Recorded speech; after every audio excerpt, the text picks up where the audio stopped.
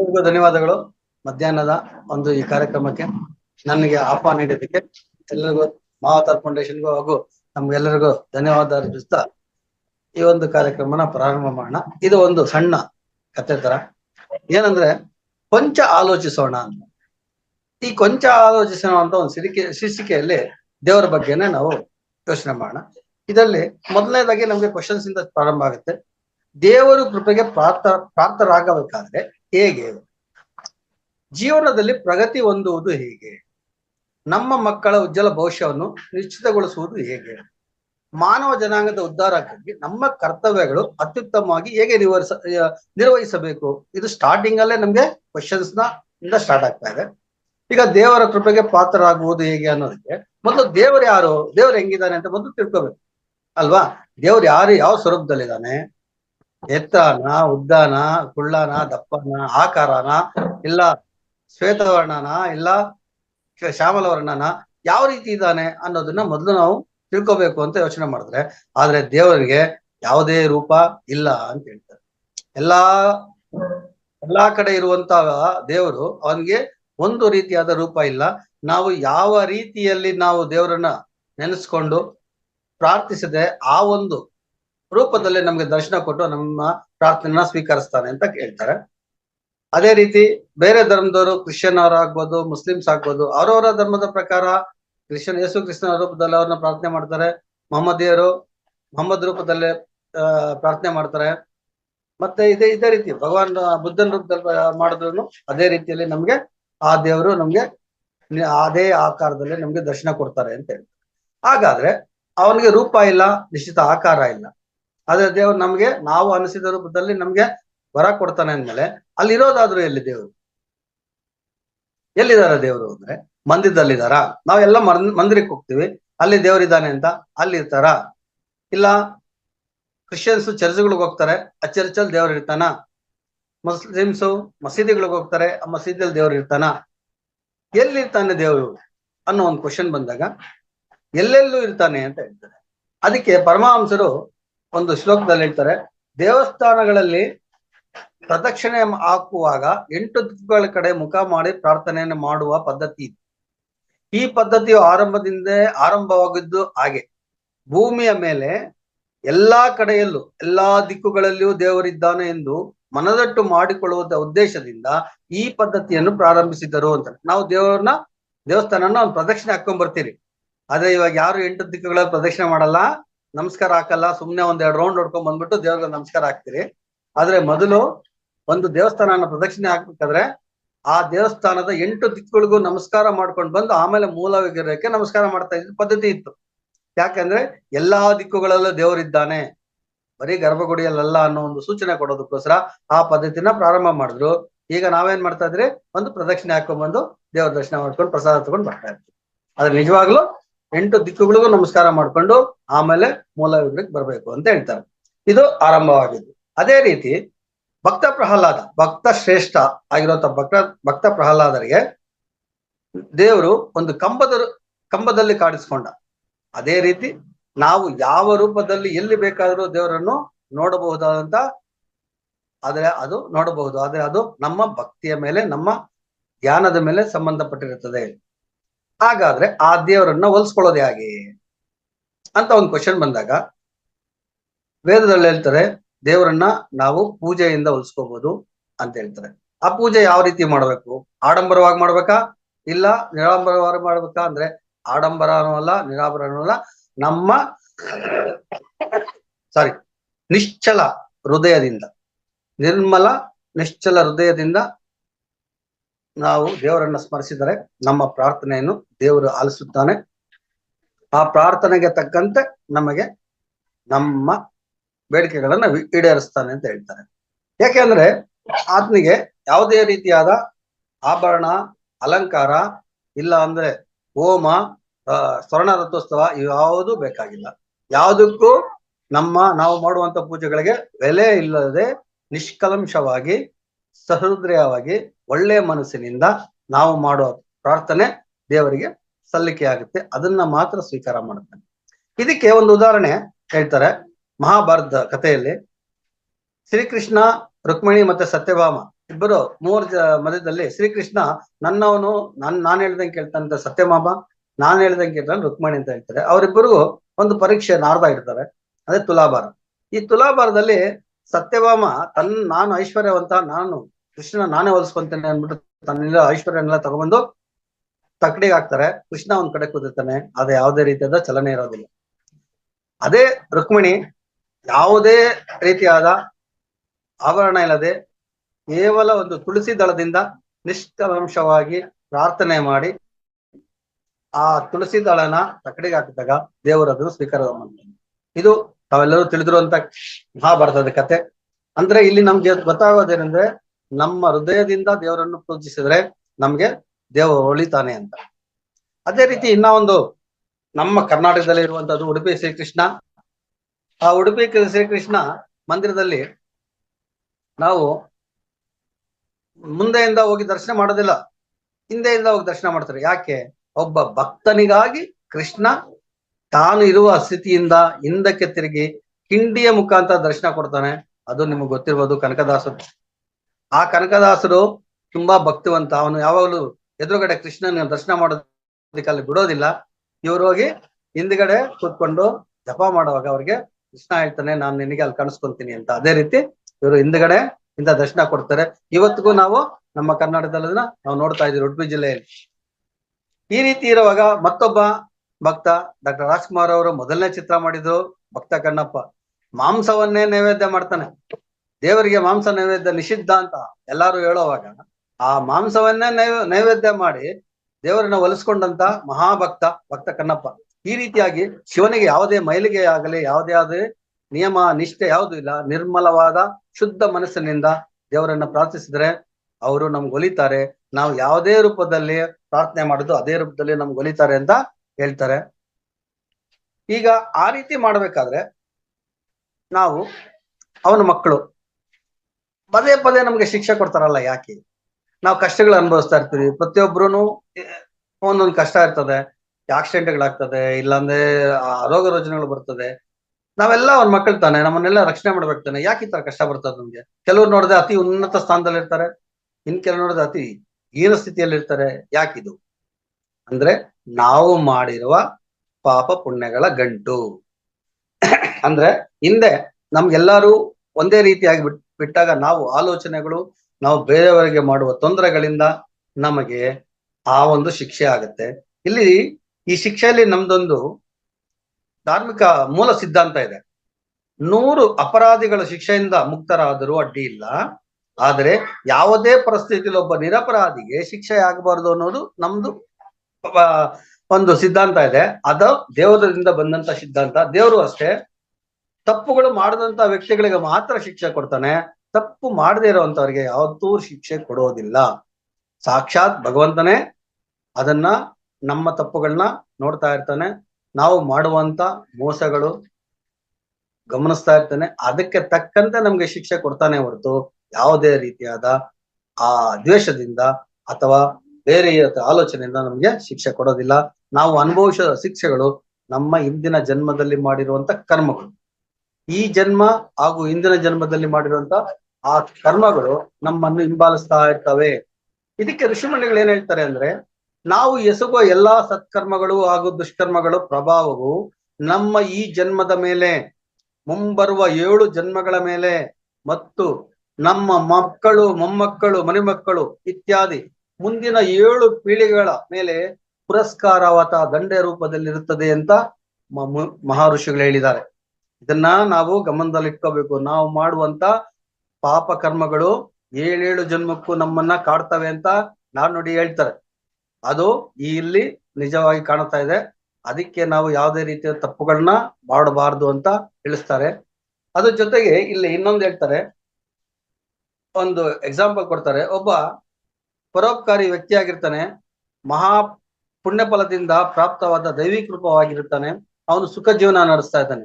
ಎಲ್ಲರೂ ಹೇಳ್ತಾರೆ ಅವ್ರ ತಂದೆ ತಾಯಿ ಮತ್ತು ಹಿರಿಯರು ಮಾಡಿದ ಪುಣ್ಯದಿಂದ ಬಹಳ ಸಂತೋಷವಾಗಿದ್ದಾರೆ ನೋಡಿ ಅಂತ ಹೇಳ್ತಾರೆ. ಸತ್ಕರ್ಮಗಳಿಂದ ಸಂತೋಷವಾಗಿದ್ದಾನೆ ಅಂತ.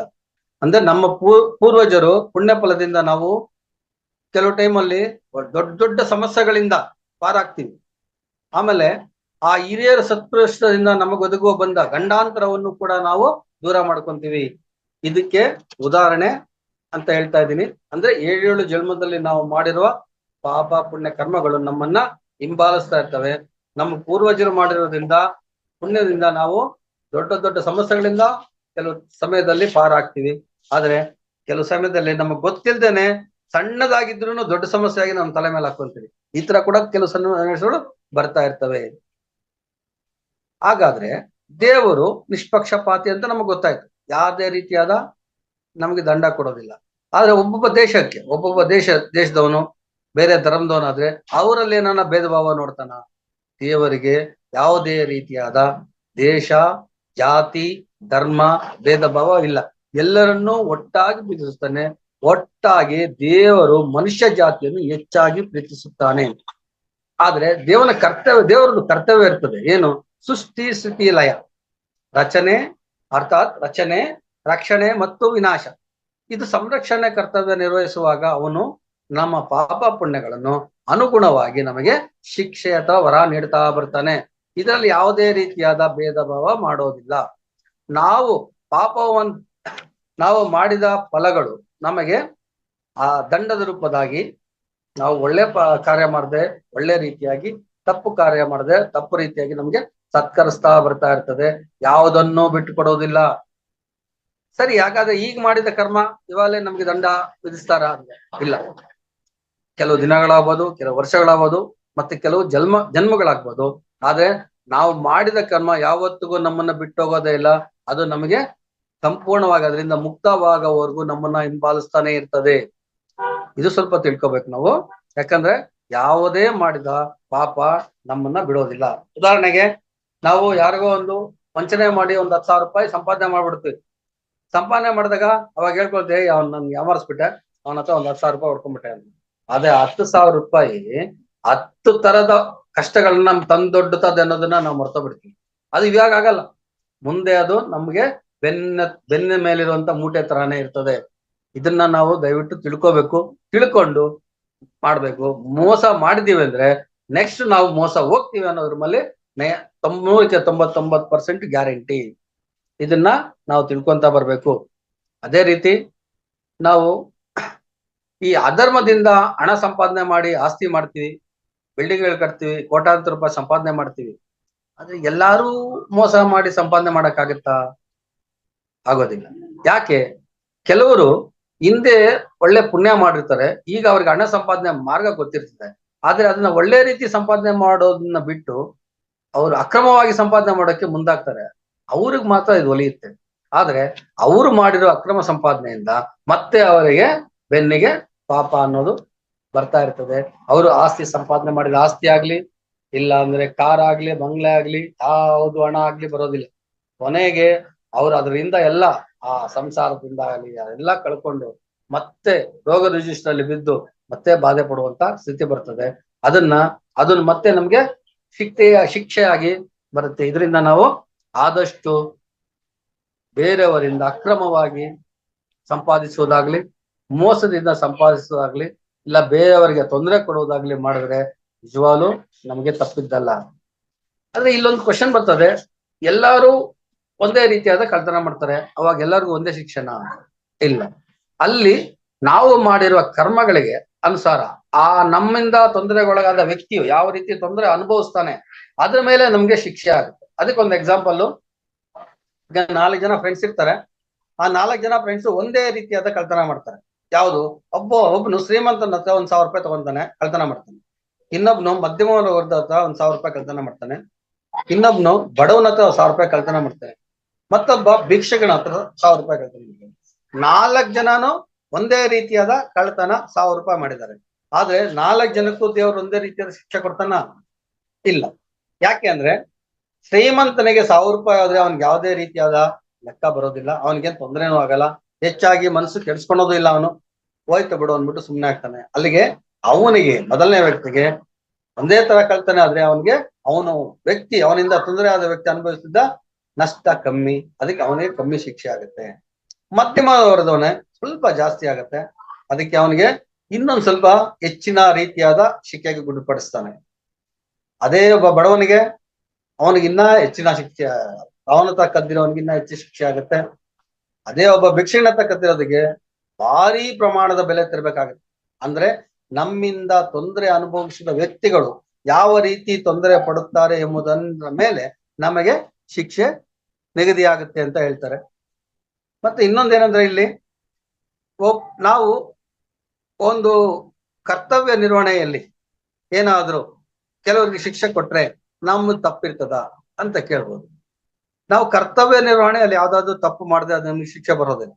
ಯಾಕೆ ಅಂದ್ರೆ ಅವನಿಗೆ ಒಬ್ಬ ನ್ಯಾಯವಾದಿ, ಒಬ್ಬ ಕೊಲೆಗಾರನಿಗೆ ಒಂದು ಮರಣದಂಡನೆ ಶಿಕ್ಷೆ ಕೊಲೆಗಾರ ಅಂತ ಸಾಬೀತಾಗುತ್ತೆ, ಅವನಿಗೆ ಮರಣದಂಡನೆ ವಿಧಿಸ್ಬೇಕಾದ್ರೆ ಅವನ್ನ ಕರ್ಕೊಂಡ್ ಬರ್ತಾರೆ, ಸಾಬೀತಾಗುತ್ತೆ, ಅವನ ಮರಣದಂಡ ಅಂತ ನ್ಯಾಯ ಕೊಡ್ಬೇಕು.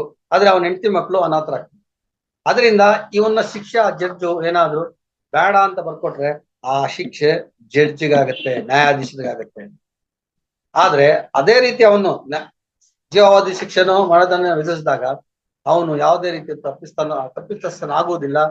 ಯಾಕಂದ್ರೆ ಅವನು ಕರ್ತವ್ಯದಲ್ಲಿ ಲೋಪ ಇಲ್ಲದೆ ಪಾಲನೆ ಮಾಡುತ್ತಾನೆ. ಅದರಿಂದ ಅವನು ಶಿಕ್ಷೆಗೆ ಒಳಗಾಗೋದಿಲ್ಲ.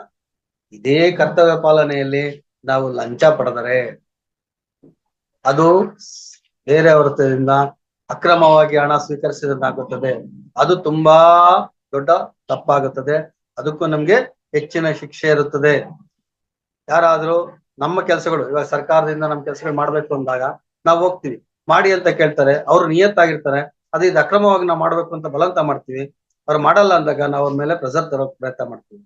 ಆದ್ರೆ ಅವ್ರು ಯಾವುದೇ ರೀತಿಯಾದ ಮಾಡದೇ ಇದ್ರೆ ಅವ್ರು ಕರೆಕ್ಟ್ ಆಗಿರ್ತಾರೆ, ಆದ್ರೆ ನಾವು ಅವ್ರ ಮೇಲೆ ಪ್ರೆಸರ್ ತರ್ತಾನೆ ಇರ್ತೀವಿ. ಈ ರೀತಿ ಪ್ರೆಸರ್ ತಂದವ್ರ ಕಡೆ ಮಾಡಿಸ್ಕೊಂಡಾಗ ನಾವು ತಪ್ಪು ಮಾಡ್ದಂಗಾಗತ್ತೆ. ಮತ್ತೆ ಮಾಡದೇ ಇರೋ ತಪ್ಪಿಗೆ ಅವರು ಶಿಕ್ಷೆ ಅನ್ಬೇಕು. ಸಾರ್ವಜನಿಕರಿಗೆ ಸಂಬಂಧಪಟ್ಟ ಆಸ್ತಿ ತುಂಬಾ ತಪ್ಪು, ಅದನ್ನ ನಾವು ಯಾವುದೇ ರೀತಿಯಾದ ಅಕ್ರಮವಾಗಿ ಸಂಪಾದನೆ ಮಾಡ್ಬೋದು. ಬಡವರ ದುಡ್ಡು, ಅದೇನೋ ಗಾದೆ ಒಂದಿದೆ, ಬಡವರ ಕಣ್ಣೀರು ಹರಿತವಾದ ಕತ್ತಿ ಇದ್ದಂತೆ ಅಂತ ಹೇಳ್ತಾರೆ. ಇಂಥ ಸಮಯದಲ್ಲಿ ಇನ್ನೊಂದು ಗಾದೆ ನೆನಪು ಬರ್ತದೆ. ಯಾವುದು ಅಂದ್ರೆ, ಬಲಾಢ್ಯರು ಬಲಹೀನರನ್ನು ಶಿಕ್ಷಿಸಿದರೆ, ಅಂದ್ರೆ ನಾವು ಪ್ರೆಸರ್ ಮಾಡಿ ಸರ್ಕಾರದಿಂದ ಕೆಲಸ ಮಾಡಿಸ್ಕೊಂತೀವಿ, ನಾವು ಬಲಾಢ್ಯರು ಬಲಹೀನರನ್ನು ಶಿಕ್ಷಿಸಿದರೆ ಬಲಾಢ್ಯರನ್ನು ದೇವರು ಶಿಕ್ಷಿಸುತ್ತಾನೆ. ಅಂದ್ರೆ ನಮ್ಗೆ ಹಿಂದ್ಗಡೆನೆ ಇರ್ತದೆ ರೆಡಿಯಾಗಿ, ಅದು ಖಂಡಿತವಾಗಿ ಆಗುತ್ತೆ. ಇದು ಯಾವತ್ತಕ್ಕೂ ನಮ್ಮಿಂದ ತಪ್ಪೋದಿಲ್ಲ. ದಯವಿಟ್ಟು ಅದಕ್ಕೆ ಯಾವುದೇ ರೀತಿಯಾದ ಅಕ್ರಮಗಳಿಗಾಗ್ಲಿ ಅಕ್ರಮ ಆಸ್ತಿಗಳಿಗಾಗ್ಲಿ ನಾವು ಹೋಗ್ಬಾರ್ದು ಅಂತ ಸ್ವಲ್ಪ ಯೋಚಿಸೋಣ. ಮತ್ತೆ ಇಲ್ಲಿ ನಮ್ಮ ಎಲ್ಲಾ ಕ್ರಿಯೆಗಳು ಯಾವುದ್ರಲ್ಲಿ ನಮ್ಗೆ ಅಡಗಿದೆ ಅಂದ್ರೆ ಪಾಪ ಪುಣ್ಯ. ಪಾಪ ಅಥವಾ ಪುಣ್ಯ ಯಾವುದು ಇದರ ಸ್ಥಿತಿ ಅಂತ ಕೇಳ್ಬೋದು. ಇದು ನಮ್ಗೆ ಕಣ್ಣು ಕಾಣದೇ ಇರೋವಂಥದ್ದು. ಕೆಲವ್ರು ಹೇಳ್ಬೋದು, ಆಗ್ತದೆ, ಯಾವಾಗ ಬರ್ತದೆ, ಯಾವಾಗ ಹೋಗ್ತದೆ, ಇವಾಗೇನ್ ನಮ್ಗೇನ್ ತೊಂದರೆ ಇಲ್ವಲ್ಲ, ಆರಾಮಾಗಿದ್ದೀವಲ್ಲ, ಬೇಕಾದಷ್ಟು ಜಾಲಿಯಾಗಿದ್ದೀವಿ ಅಂತ ಹೇಳ್ಬೋದು. ಆದ್ರೆ ಇದು ಮಾಡೋದ್ರಿಂದ ನಮ್ಗೆಲ್ಲೂ ಹೋಗಲ್ಲ, ನಮ್ಮ ಹಿಂದೆನೆ ಬರ್ತದೆ. ನಾವೇ ಗಮನಿಸ್ತಾ ಇರ್ತೀವಿ, ಎಷ್ಟೋ ಜನ ಎಷ್ಟೋ ತೊಂದರೆಗಳು ಅನುಭವಿಸ್ತಾ ಇರ್ತದೆ. ಅವ್ರದ್ದೇನೋ ತಪ್ಪಿರಲ್ಲ, ಆದ್ರೂ ಅವ್ರ ತಪ್ಪನ್ನ ಸಿಕ್ಕಾಕೊಂಡಿರ್ತಾರೆ. ಅದು ಇವಾಗ ಮಾಡಿರುವಂತ ಒಂದಲ್ಲ. ಕೆಲವೊಂದು ಹೇಳ್ತಾರೆ, ನಮ್ಮ ಕ್ರಿಯೆಗಳಲ್ಲಿ ದೇವರು ಎಚ್ಚರಿಕೆಯಿಂದ ಗಮನಿಸುತ್ತಿರುತ್ತಾರೆ. ನಮ್ಮ ಕ್ರಿಯೆಗಳು, ಅವುಗಳ ಗುಣಮಟ್ಟ, ಅವುಗಳ ಫಲ ಸ್ವರೂಪವನ್ನು, ಇತರರಿಗೆ ಉಂಟಾಗುವ ಒಳಿತು ಕೆಡುಕು ಎಲ್ಲವನ್ನೂ ದೇವರು ತಮ್ಮ ಬಳಿ ದಾಖಲು ಮಾಡಿಟ್ಟುಕೊಂಡಿರುತ್ತಾರೆ. ಅವಕ್ಕೆ ತಕ್ಕಂತೆ ನಮಗೆ ಶಿಕ್ಷೆ ನಿರ್ಧರಿಸುತ್ತಾರೆ. ಅವನಿಗೆ ಅರಿವಿಲ್ಲದಂತೆ ನಾವು ಕನಿಷ್ಠ ಕ್ರಿಯೆಯನ್ನಾದ್ರೂ ಮಾಡಬಲ್ಲಿವೆಂದು ಊಹಿಸಿಕೊಳ್ಳಲು ಸಾಧ್ಯವಿಲ್ಲ. ಅಂದ್ರೆ ದೇವರಿಗೆ ಗೊತ್ತಿಲ್ದ್ರೆ ನಾವೇನಾದ್ರೂ ಮಾಡಕ್ಕಾಗತ್ತಾ? ನಿಜವಾಗ್ಲೂ ಮಾಡೋದಕ್ಕಾಗಲ್ಲ. ನಾವೇನ್ ಮಾಡ್ತೀರಿ, ದೇವಸ್ಥಾನಕ್ಕೆ ಹೋಗೋವಾಗ ಭಕ್ತಿಯಿಂದ ಸ್ನಾನ ಮಾಡಿ ಭಕ್ತಿಯಿಂದ ಶುಚಿಯಾಗಿ ಒಳ್ಳೆ ಶುಭ್ರವಾದ ಬಟ್ಟೆಗಳು ಹಾಕೊಂಡು ದೇವಸ್ಥಾನಕ್ಕೆ ಒಳಗಡೆ ಹೋಗ್ತೀರಿ. ಆಮೇಲೆ ಅಲ್ಲಿ ನಿಶಬ್ದವಾಗಿರ್ತೀರಿ, ಯಾವುದೇ ರೀತಿಯಾದ ಕೆಟ್ಟ ಸಂಪ್ರದಾಯ ಮಾಡಬಾರ್ದು, ಕೆಟ್ಟ ವರ್ತನೆ ಆಗಿ ನಡ್ಕೋಬಾರ್ದು ಅಂತ ಹೋಗ್ತೀವಿ. ಆದ್ರೆ ದೇವಸ್ಥಾನ ಒಳಗಡೆ ಹೋಗ್ಬಿಟ್ಟು ದೇವ್ರ ದರ್ಶನ ಮಾಡ್ಕೊಂಡು ಮಂಗಳಾರತಿ ತಗೊಂಡು ಆಚೆ ಬಂದ್ಮೇಲೆ ಕೆಟ್ಟ ಕೆಲಸಗಳೆಲ್ಲ ಮಾಡ್ಬೋದಾ? ಮಾಡಬಾರ್ದು. ಯಾಕೆಂದ್ರೆ ದೇವಸ್ಥಾನದಲ್ಲಿ ಮಾತ್ರ ನಮ್ಮನ್ನ ದೇವರು ಗಮನಿಸಲ್ಲ, ನಮ್ಮನ್ನ ಎಲ್ಲಾ ಕಡೆಯಲ್ಲೂ ಎಲ್ಲಾ ರೀತಿಯಾಗಿ ನಮ್ಮನ್ನ ಗಮನಿಸ್ತಾ ಇರ್ತಾರೆ. ಪ್ರತಿಯೊಂದು ಕಾರ್ಯಾಚರಣೆಯಲ್ಲೂ ನಮ್ಮನ್ನ ಗಮನಿಸ್ತಾ ಇರ್ತದೆ. ಯಾವ ರೀತಿ ಗಮನಿಸ್ತಾರೆ, ಯಾರು ಗಮನಿಸ್ತಾರೆ? ನಮ್ಮ ನೆರಳೇ ನಮಗೆ ಚಿತ್ರಗುಪ್ತ. ಅದು ನಿಮ್ಗೆ ಈಗಾಗಲೇ ಗೊತ್ತಿರಬೇಕು. ನಮ್ಮ ನೆರಳೇ ನಮ್ಮ ಚಿತ್ರಗುಪ್ತ. ಈ ನೆರಳಿನ ರೂಪದ ನಮ್ಮ ಎಲ್ಲಾ ಆಕ್ಟಿವಿಟೀಸು ಆ ದೇವರಿಗೆ, ಅಂದ್ರೆ ಆ ಸ್ವರೂಪನ ಶಕ್ತಿಗೆ ಮುಟ್ಟುತ್ತಾ ಇರ್ತದೆ. ಅದರಿಂದ ನಾವು ಮಾಡಿಕೊಳ್ಳುವ ದುಷ್ಟ ಕೆಲಸಗಳಿಂದ ನಾವು ಆ ಶಿಕ್ಷೆಯನ್ನು ಒಳಗಾಗ್ತೀವಿ. ಯಾವತ್ತೂ ಅಷ್ಟೇ ನಾವು ದೇವ್ರು ನಮ್ಮನ್ನ ನೋಡಲ್ಲ, ದೇವಸ್ಥಾನದಲ್ಲಿ ಮಾಡಿದ್ರೆ ಕೆಟ್ಟದ್ದು ಅಂತ, ಆಚೆ ಕಡೆ ಬಂದು ಮಾಡಿದ್ರೆ ಒಳ್ಳೇದು ಅಂತ ಯಾವತ್ತೂ ತಿಳ್ಕೊಬಾರ್ದು. ಎಲ್ಲಿ ಆದ್ರೂ ಸರಿ ನಾವೆಲ್ಲಾ ಕಡೆ ಒಳ್ಳೆ ರೀತಿಯಾದ ಕಾರ್ಯಗಳನ್ನೇ ಮಾಡ್ಬೇಕು. ಇದನ್ನ ನಾವು ಮನದಲ್ಲಿ ಇಟ್ಕೊಂಡು ಮಾಡ್ತಾ ಇರ್ಬೇಕಾಗತ್ತೆ. ದಯವಿಟ್ಟು ಇದನ್ನ ಕ್ಷಮಿಸಿ. ನಾವು ತಪ್ಪು ಮಾಡಿದ್ರ ಇದ್ರೆ ನಮ್ಮನ್ನ ದೇವ್ರು ಯಾವತ್ತೂ ನಮ್ಗೆ ಯಾವುದೇ ರೀತಿಯಾದ ಶಿಕ್ಷೆ ಕೊಡೋದಿಲ್ಲ. ಭಗವಂತ ಭಾರಿ ಬುದ್ಧಿವಂತ, ದೇವರು ತುಂಬಾ ಬುದ್ಧಿವಂತ ಮತ್ತು ಜಾಣ. ಯಾಕೆಂದ್ರೆ ನಮ್ಮೆಲ್ಲರನ್ನು ಗಮನಿಸಬೇಕಾದ್ರೆ ಯಾರು ಎಲ್ಲಿ ಯಾರನ್ನ ನೋಡ್ಕೋಬೇಕು ಅದನ್ನ ಅಚ್ಚುಕಟ್ಟಾಗಿ ಮಾಡಿರ್ತಾರೆ. ಇದಕ್ಕೆ ಒಂದು ಉದಾಹರಣೆ ಯಾವ ರೀತಿ ಹೇಳ್ಬೇಕು ಅಂದ್ರೆ, ಇದು ಬ್ರಹ್ಮಾಂಡದಲ್ಲಿ ನಾವಿದ್ದೀರಿ. ಇದು ಖಗೋಳ ಶಾಸ್ತ್ರದಲ್ಲಿ ಬ್ರಹ್ಮಾಂಡ ಅಂತ ಕರಿತೀವಿ, ವಿಶಾಲ ಪ್ರಪಂಚ. ಈ ವಿಶಾಲ ಪ್ರಪಂಚವನ್ನು ಗಮನಿಸೋದು ನಾವು ಅದರ ಬ್ರಹ್ಮಾಂಡದಲ್ಲಿ ಅನೇಕ ನಕ್ಷತ್ರಗಳು, ಗ್ರಹಗಳು ಎಲ್ಲ ಇದಾವೆ. ಇದನ್ನ ಎಣಿಸೋದಕ್ಕಾಗತ್ತಾ ಅಂತ ಕೇಳಿದ್ರೆ ಸಮುದ್ರದಲ್ಲಿ ಮರಳಿನ ರಾಶಿಯ ಹರಳುಗಳನ್ನ ಎಣಿಸಬಹುದು, ಆದ್ರೆ ಆಕಾಶದಲ್ಲಿರುವ ಕಾಯಗಳನ್ನು ಎಣಿಸೋದು ಸಾಧ್ಯವಿಲ್ಲ ಅಂತ ಹೇಳ್ತಾರೆ. ಅಂದ್ರೆ ಅಷ್ಟು ವಿಶಾಲವಾದಂತ ಪ್ರದೇಶ. ಈಗ ಸೂರ್ಯನಿಂದ ನಮ್ಗೆ ಭೂಮಿಗೆ ಬರುವಂತ ಬೆಳಕು ಅದು ಎಷ್ಟು ಕಿಲೋಮೀಟರ್ಗಳು ಬರುತ್ತೆ ಅಂತ ಲೆಕ್ಕ ಹಾಕೋಕ್ ಬರೋದಿಲ್ಲ. ಅದು ತಲುಪುವ ವೇಗದಲ್ಲಿ ಮತ್ತು ಯಾವ ರೀತಿ ಬರುತ್ತದೆ ಎಂದು ಬೆಳಕಿನ ರೂಪದಲ್ಲಿ ಅದನ್ನ ಕ್ಯಾಲ್ಕುಲೇಷನ್ ಮಾಡಿ ಹೇಳ್ತಾರೆ. 9 ನಿಮಿಷ ಬೇಕು ಸೂರ್ಯನಿಂದ ಭೂಮಿಗೆ ಬೆಳಕನ್ನು ತಲುಪಲು. ಇಂತಹ ಸೂರ್ಯಗಳು ಬ್ರಹ್ಮಾಂಡದಲ್ಲಿ ಎಷ್ಟೋ ಇದಾವೆ. ಅವನ್ನೆಲ್ಲ ನೋಡ್ಬೇಕಾದ್ರೆ ಅವನ್ನೆಲ್ಲ ತಮ್ಮ ಅಧೀನದಲ್ಲಿ ಇಟ್ಕೊಂಡಿರುವಂತ ಆ ಪರಮಾತ್ಮ ಎಂತ ಶಕ್ತಿವಂತನು, ಅದನ್ನ ನಾವು ಗ್ರಹಿಸ್ಬೇಕು. ಅದರಿಂದ ಆ ಸರ್ವಶಕ್ತನಾದ ಭಗವಂತನಿಗೆ ನಾವು ಸದಾ ವಿಧೇಯರಾಗಿರ್ಬೇಕು. ವಿಧೇಯರಾಗಿದ್ದರೆ ನಮಗೆ ಯಾವುದೇ ರೀತಿಯಾದ ತೊಂದರೆಯಾಗಲಿ ಅಥವಾ ಯಾವುದೇ ರೀತಿಯ ಕಷ್ಟಗಳಾಗಿ ಬರುವುದಿಲ್ಲ. ಇದನ್ನ ಗಮನಿಸ್ಕೊಂಡು ಇತರರಿಗೆ ತೊಂದರೆ ಕೊಡೋದನ್ನ ನಿಲ್ಲಿಸ್ಬೇಕು. ಮತ್ತೆ ನಾವು ಸತ್ಯದ ಹಾದಿಯಲ್ಲಿ ನಡೆಯೋದಕ್ಕೆ ಪ್ರಾರಂಭ ಮಾಡ್ಬೇಕು. ಮತ್ತೆ ಎಲ್ಲದಕ್ಕೂ ನಾವು ಅವನನ್ನೇ ನೆನಿಬೇಕಾದ್ರೆ ನಾವು ಧ್ಯಾನ ಮಾಡ್ಬೇಕು.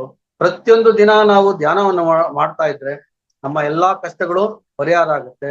ಆದ್ರೆ ಒಬ್ಬ ಮನುಷ್ಯನಿಗೆ ತೊಂದರೆ ಕೊಡೋದನ್ನ ಬಿಟ್ರೆ ನಾವು ಸುಖವಾಗಿರ್ತೀವಿ. ಇವತ್ತು ತೊಂದರೆ ಕೊಟ್ಟು ಬೆಳೆದಿದ್ದೀವಿ ಅಂದ್ರೆ ನಾಳೆ ನಮಗೆ ತೊಂದರೆ ತಪ್ಪಿದ್ದಲ್ಲ ಅನ್ನೋದನ್ನ ಒಂದು ನೀತಿ ಪಾಠ ತರ ಹೇಳಿದ್ದಾರೆ. ಇದೇ ನಾವು ಸ್ವಲ್ಪ ಆಲೋಚಿಸೋಣ ಅನ್ನೋ ಒಂದು ಶೀರ್ಷಿಕೆಯಲ್ಲಿ ಒಂದು ಸಣ್ಣ ಕಥೆನ ತಮ್ಗೆ ತಿಳಿಸಿದೀನಿ. ಇದು ಶೀರ್ಷಿಕೆ ಜಾಸ್ತಿ ಇದೆ, ಇವತ್ತು ಸಮಯ ಆಗ್ತಾ ಇದೆ ಅನ್ನೋದಕ್ಕೆ ಇನ್ನ ಕ್ವಶನ್ಸ್ ಅನ್ನ ಕೇಳ್ತಾರೇನೋ. ಮೇಡಮ್ ಅವರೇ, ಇವತ್ತು ಅವಕಾಶ ಕೊಟ್ಟಿದ್ದಕ್ಕೆ ತಮ್ಗೆಲ್ಲರಿಗೂ ಧನ್ಯವಾದಗಳು. ಈ ಒಂದು ತೊದಲು ನುಡಿಗಳನ್ನ ತಾವು ಆಲಿಸಿದ್ದಕ್ಕೆ ಎಲ್ಲಾ ಬಂಧುಗಳಿಗೂ ನನ್ನ ನಮಸ್ಕಾರಗಳು.